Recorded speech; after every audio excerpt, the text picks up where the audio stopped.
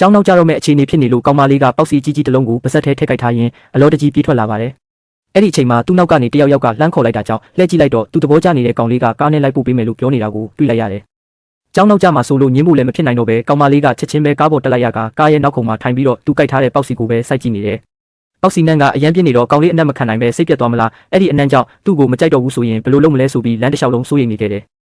အဲ့ဒီအချိန်မှာကောင်လေးကသူ့နာမည်ကိုလှမ်းခေါ်ပြီးနောက်တစ်ခါဆိုရှေ့ခုံမှာလာထိုင်လို့ရမလားလို့ပြောလိုက်တယ်။အဲ့ဒီစကားကိုကြားလိုက်တာနဲ့ကောင်မလေးကခဏလောက်ကြောင်သွားတယ်။ကောင်လေးကတော့ဒီလိုနောက်ခုံမှာပဲထိုင်နေတော့ငါကနင့်ကိုလိုက်ပို့ပေးတဲ့ကားမောင်းသမားလိုဖြစ်နေတယ်လို့ပြောလိုက်ပါတယ်။အဲ့ဒီစကားကြောင့်ကောင်မလေးကအရန်ရှက်ပြီးစိတ်လှုပ်ရှားလွန်းလို့မျက်ရည်တွေအလိုလိုကျလာတယ်။သူမကစိတ်လှုပ်ရှားသွားရင်မျက်ရည်ကိုဘယ်တော့မှမထိန်နိုင်တဲ့မိန်းကလေးပါတကယ်တော့သူကကောင်လေးကိုအချိန်တော်ကြာကလေးကတိတ်တိတ်လေးသဘောကျနေခဲ့ပြီးဒီနေ့တော့နောက်ဆုံးတက်တီမွေးပြီးသူ့ရဲ့ခံစားချက်ကိုဖွင့်ပြောဖို့ဆုံးဖြတ်ထားခဲ့တာဖြစ်ပါတယ်။ဒါပေမဲ့ဒီလိုမျိုးငိုနေတဲ့ပုံစံကိုကောင်လေးကိုမမြင်စေချင်ပါဘူး။အဲ့ဒါကြောင့်ကိုအားပေးပြီးမျက်ရည်ကိုအတက်နိုင်ဆုံးထိန်းထားဖို့ကြိုးစားခဲ့တယ်။ကောင်မလေးကထွက်သွားဖို့ထားလိုက်တဲ့အချိန်မှာပဲကောင်လေးနဲ့မျက်နှာချင်းဆိုင်တိုးမိသွားပြီးနှစ်ယောက်သားတစ်ယောက်ကိုတစ်ယောက်ငေးကြည့်နေခဲ့ကြတယ်။တကယ်တော့ကောင်မလေးကအိမ်မှာဟင်းချက်နေခဲ့တာပါ။ဒါပေမဲ့ကြောင်းသွားဖို့အလောတကြီးဖြစ်နေလို့မိဖို့ချောင်းတစ်ခုလုံးကိုကမောက်ကမဖြစ်အောင်လှုပ်ထားမိခဲ့တယ်။ကောင်မလေးကအရန်စိတ်လှုပ်ရှားပြီးအရန်ခက်လိုက်တာလို့တုံတုံကြီးပြောလိုက်ကပြောနေရင်းနဲ့မျက်ရည်တွေကလည်းအလိုလိုစီးကျလာပြန်ပါတယ်။တကယ်တော့ကောင်လေးကသူ့အိမ်အောက်ထပ်မှာနေတဲ့အိမ်ကြီးချင်းဖြစ်ပြီးမီးဆိုင်လုံနေတာကိုသတိထားမိကအပေါ်ထပ်မှာဘာဖြစ်တာလဲဆိုပြီးလာကြည့်ခဲ့တာပါ။ကောင်လေးကကောင်မလေးရဲ့နောက်ကနေဖျက်လျှောက်သွားပြီးမိဖို့ကိုအရင်ပိတ်လိုက်တယ်။ကောင်မလေးကတော့အံ့ဩလုံးလို့အဲ့နေရာမှာပဲငြိမ်ကျသွားခဲ့တယ်။ခေါင်းမောကြည့်လိုက်တော့ကောင်လေးနဲ့မျက်လုံးချင်းစုံသွားပြီးနှစ်ယောက်သားတစ်ယောက်ကိုတစ်ယောက်အကြာကြီးငေးကြည့်နေခဲ့ကြတယ်။အဲ့ဒီနောက်ကောင်လေးကကောင်မလေးအတွက်ခောက်ဆွဲတပံကန်ချက်ပေးလိုက်ပြီးတော့သူမဘေးမှာဝင်ထိုင်ကနောက်တစ်ခါဟင်းချက်တာအကူညီလိုရင်အောက်ထပ်ကိုသာအချိန်မရွေးဆင်းလာခဲ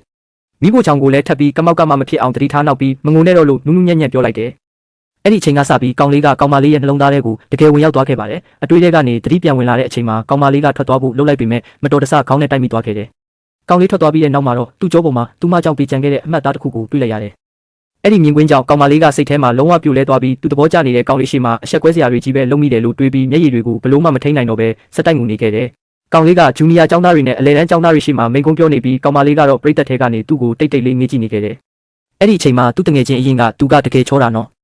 စကားပြောပုံကအစအရန်ဆွဲဆောင်မှုရှိတယ်။ဒါကြောင့်လဲတက္ကသိုလ်ဝန်ထမ်းစာမှုပွဲမှာအမှတ်အများဆုံးရတဲ့သူဖြစ်တာပေါ့။ငါတော့တကယ်အားကျလိုက်တာငါမျက်လုံးထဲမှာတော့သူကပြည့်စုံလုံးတဲ့လူတစ်ယောက်ပဲလို့ပြောလိုက်တယ်။ဒါပေမဲ့ကောင်မလေးကတော့ငါလိုတာမန်ကျောင်းသူတစ်ယောက်ငိုလွယ်တဲ့သူတစ်ယောက်ကိုသူကဘယ်လိုလုပ်ပြီးမှတ်မိနိုင်မှာလဲလို့စိတ်ထဲမှာပဲတွေးနေခဲ့တယ်။အဲ့ဒီအချိန်မှာမိကုန်းပြီးသွားပြီးလူတိုင်းကလက်ခုပ်တီးပြီးအားပေးကြကကောင်လေးထွက်သွားတာကိုကြည့်ပြီးတာနဲ့သူ့တငယ်ချင်းကကောင်မလေးကိုဘတ်စကတ်ဘောကွင်းစီချက်ချင်းဆွဲခေါ်သွားပါတယ်။ကောင်လေးကဘောလုံးကိုကျွမ်းကျင်ပိုင်နိုင်စွာထိန်းပြီးလှလှပပဂိုးသွင်းလိုက်ကအဲ့ဒီမြင်ကွင်းကိုမြင်လိုက်ရတာနဲ့ကောင်မလေးကသူ့ကိုပိုးပြီးသဘောကျသွားတယ်။ကောင်လေးကလည်းစက်တိုက်ဂိုးတွေသွင်းနေခဲ့တယ်။အဲ့ဒီအချိန်မှာကစားသမားတစ်ယောက်ပြစ်လိုက်တဲ့ဘောလုံးကမဝင်ပဲကောင်မလေးဘက်ကိုတက်ပြန်လာပြီးဘောလုံးကသူ့မောက်ကိုထိတော့မဲ့အချိန်မှာပဲကောင်လေးကအချိန်မီရောက်လာပြီးဖမ်းပေးလိုက်တယ်။ကောင်လေးရဲ့ခံရတဲ့ပုံစံကိုကြည့်လိုက်ရတာနဲ့ကောင်မလေးရဲ့ရင်ခုန်တန်တွေမြန်လာပြီးအဲ့ဒီအချိန်ခဏလေးမှာနွေရာသီလေးပြေလေးအေးကသူ့ရင်ထဲအထိတိုးဝင်လာတယ်လို့ခံစားလိုက်ရတယ်။ကောင်လေးကစိုးရိမ်တဲ့အတန်နဲ့မကြောက်သွားဘူးမလား။အဆင်ပြေရဲ့လားလို့မေးလိုက်တယ်။